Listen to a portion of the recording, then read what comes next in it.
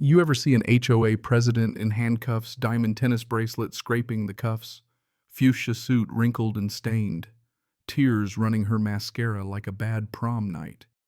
Because that's the scene I got on my porch the day the FBI finally took down Isabel Blackwood. And honestly, if I'd told you about it a week before, you'd have thought I was full of it. Isabel Blackwood, you're under arrest for conspiracy, campaign finance fraud, and abuse of public office. That's what Agent Rodriguez said straight-faced as Isabel tried calling the governor's office her lifeline for years, only to hear Ma'am Deputy Governor Patricia Blackwood was arrested 20 minutes ago. You ever see a political dynasty crumble in less than a morning? It's not as loud as you think.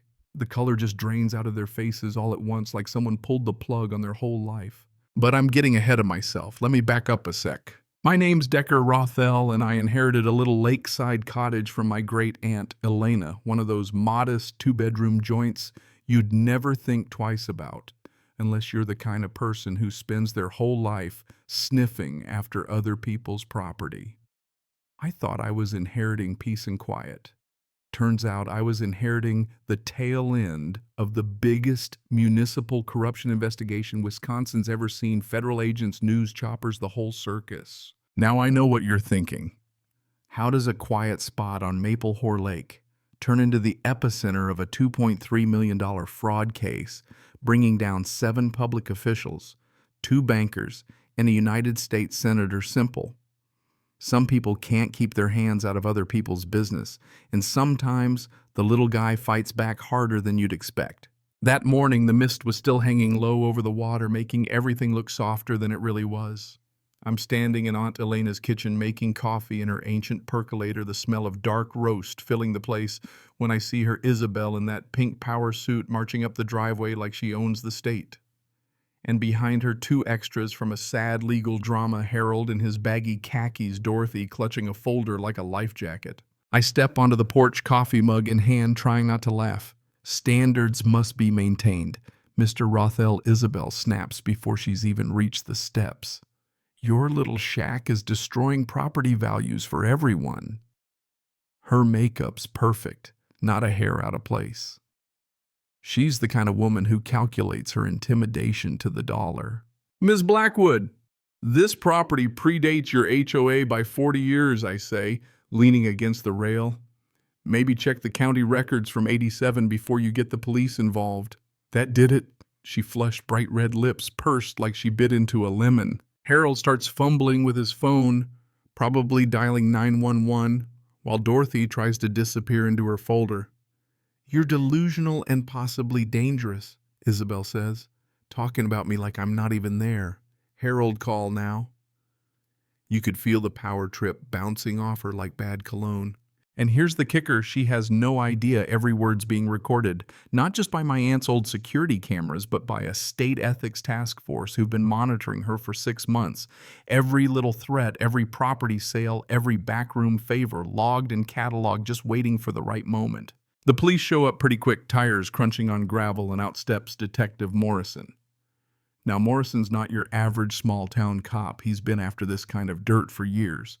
He takes one look at Isabel, then at me, and I hand him my property deed and federal contractor credentials. Officer, this place has protected status under state oversight. He sees the paperwork. His whole vibe changes. He knows what's coming. Isabel, not so much. Protection status. From what your imaginary lawyer, she sneers. But then Morrison's radio crackles, and suddenly it's all federal assets are en route. Secure the scene. That's the sound of her world ending, but she doesn't know it yet. Isabel starts calling in favors, fingers shaking, her voice getting higher by the second. Patricia, I need that favor we discussed. There are federal agents. I need intervention now. The more desperate she gets, the quieter Harold and Dorothy get, until Harold just sinks into a lawn chair and Dorothy's looking at me like maybe I'm the only sane one here. 3 black SUVs glide up like sharks smelling blood. Out steps Agent Rodriguez, calm, collected, the real deal. We're ready to proceed with Operation Maple Shore, she says. Isabel's jaw drops. Operation what? Rodriguez starts reading off the evidence. 5 forced property sales, 7 shell company transfers, $2.3 million in fraudulent campaign contributions. Isabel's mouth moves, but no sound comes out. That's impossible. I just enforce HOA rules. I don't know anything about campaign contributions. That's when I step forward.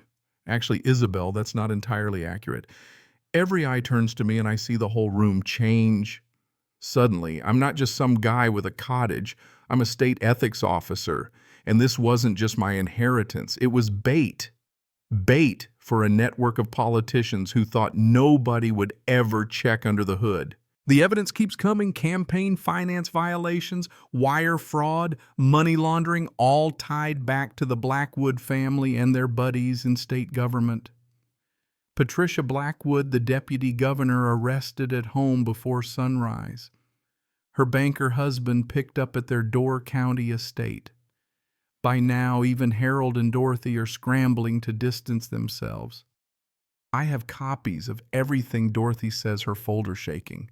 All the violation notices, all the records. I'll tell you everything. It's a beautiful thing watching rats flee a sinking ship. The handcuffs finally come out, click, click, right over Isabel's diamond bracelet. Her pink suit, her badge of authority, is ruined by her own tears. This is impossible. I called the governor's office, Patricia promised, and Rodriguez just nods. Deputy Governor Blackwood was arrested 20 minutes ago. And just like that, the web snaps. All that power, all those connections, gone. By noon, Maplehorse is crawling with news vans.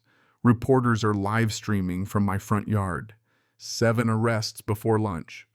14 properties returned to families who'd been forced out. Over $2 million clawed back from the shell companies. And Aunt Elena's little cottage, the so-called eyesore Isabel wanted gone, is the command center for a statewide justice operation. You know, it's funny. Isabel always said she wanted to restore community standards. I don't think prison stripes ever went out of style for folks like her. Rodriguez debriefs me by the evidence van. Her laptop's lit up with charts connecting county commissioners, bank execs, state senators. The numbers are wild: 47 properties, $18.4 million, stolen over 3 years, a network so sophisticated it'd make your skin crawl. The deputy governor's involvement was the key, Rodriguez says. Without Elena's 15 years of records, we never would have cracked it. My aunt, God rest her, was playing chess while these jokers were still learning checkers. It's not just about stolen homes. These crooks targeted the vulnerable, the elderly, widows, military families deployed overseas. They counted on folks not knowing their rights, not having anyone to fight for them. But Elena built a network, a grassroots army of regular people who just refused to give up. She left me an envelope marked "Open after justice begins." Inside a letter, photographs, property deeds. Decker, she wrote, the cottage represents the principle that government officials serve the people, not the other way around. I couldn't finish this fight, but I knew you could. Turns out she was right. The fallout spreads fast. Environmental teams discover the illegal developments were killing off fish and polluting the lake. Turns out corruption leaves a trail in the water too. Within 6 months, the ecosystem starts bouncing back. The media grabs hold, and suddenly the Maplehorse story is everywhere. CNN, Fox, the works. Wisconsin's biggest corruption scandal in decades, and it all started with a pink suit and a phone call. The trial is a spectacle. Isabel, in a navy suit, now takes the stand whining about community standards. Prosecutors ask her, "According to whose standards, Ms. Blackwood?" She's got no answer. Senator Caldwell, caught red-handed, tries to plead ignorance, but his emails and meeting notes show he was in it up to his neck. In the end, guilty verdicts all around 44 defendants. Isabel gets 15 years. Patricia gets 12. Caldwell gets 18. But the real win: restitution. $26 million paid back. Families get their homes or the cash to start fresh somewhere far away from this mess. And Elena's cottage becomes the Elena Rothel Ethics Education Center. Kids from local schools come to learn how to spot corruption, how to organize, how to fight back. The wildflowers Elena planted out back bloom every spring, and on the anniversary of the arrests, survivors and their kids gather to place bouquets at her memorial. 10 years later, the cottage still stands, the lake is cleaner than ever, and maple whores become a model for what a real community looks like. The guest book is full of names, investigators, whistleblowers, families who finally got justice.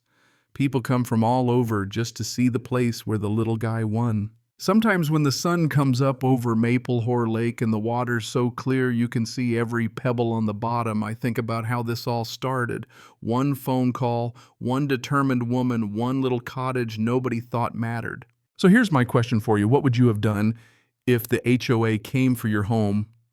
Would you fight or would you run? And when justice finally shows up, do you think it's ever really enough to fix what's been broken? Or is that something the community has to do for itself? If this story hit home, share your own experience in the comments. Drop a like, hit subscribe, and tell me, do you think justice is about what happens in court or what happens next? Because if there's one thing Adelena taught me, it's that justice is something you have to keep fighting for. One day, one neighbor, one wildflower at a time.